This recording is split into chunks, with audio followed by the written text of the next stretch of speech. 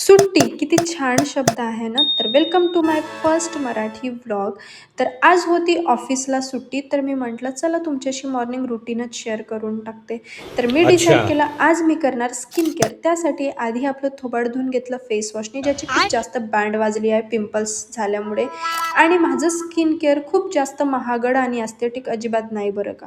त्यामध्ये फक्त 3 गोष्टी लागणार आहे: मुलतानी मिट्टी, चंदन पावडर आणि गुलाबजल. हे तीनही गोष्टी मी एका वाटीमध्ये काढून घेतल्या आणि त्याचा गरगर गरगर गरगर गरगर गर करून एक फाईन पेस्ट बनवला.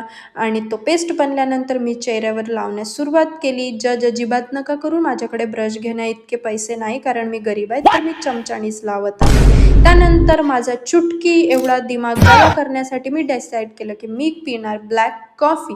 तर काय, पण ब्लॅक कॉफीचा कडवा घूट माझ्या गळ्याच्या खाली अजिबात उतरणार नाही. त्यामध्ये टाकली मी उरली पुरली आपल्या घरची हनी आणि त्यानंतर ते मी फेटण्यास सुरुवात केली.